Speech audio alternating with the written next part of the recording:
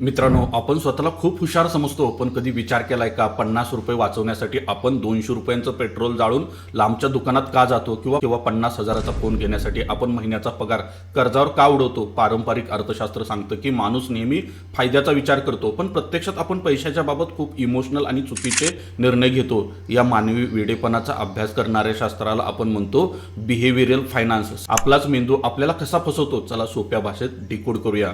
सगळ्यात आधी फरक समजून घ्या. जुन्या अर्थशास्त्रानुसार माणूस हा एका रोबोट सारखा असतो. तो नेहमी अचूक गणित करतो आणि जिथे जास्त फायदा आहे तिथेच पैसा लावतो.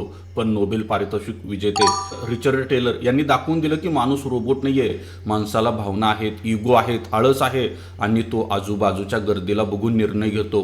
म्हणूनच आपण शेअर बाजारात कमी भावात घेऊन जास्त भावात विकण्याऐवजी गर्दीच्या मागे लागून महाग घेतो आणि स्वस्तात विकून तोटा करून घेतो.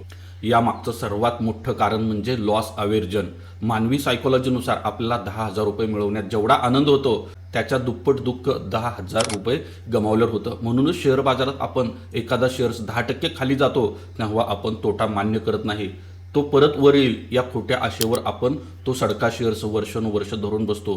आणि जेव्हा एखादा चांगला शेअर्स 10% नफा देतो तेव्हा हा नफा पळून तर जाणार नाही ना, या भीतीने आपण लगेच विकून टाकतो. आपण फायद्यापेक्षा तोट्याला जास्त घाबरतो. दुसरा सापळा म्हणजे मेंटल अकाउंटिंग. तसं बघितलं तर 500 रुपये म्हणजे 500 रुपये आहेत, पण कष्टानं कमवलेले 500 रुपये जपून वापरतो. आणि तेच 500 रुपये जर आपल्याला लॉटरीत, बोनस किंवा शेअर बाजारात ट्रेडिंग करून सहज मिळाले तर आपण ते फालतू खर्च करून, पार्टी करून लगेच उडवून टाकतो. आपला मेंदू पैशाचा स्रोत बघून त्यांना वेगळी किंमत देतो आणि तिथेच आपली आर्थिक गणिते चुकतात. थोडक्यात सांगायचं तर पैशाचा खेळ हा आकड्याचा नाही, तर तो पूर्णपणे मानसिकतेचा खेळ आहे.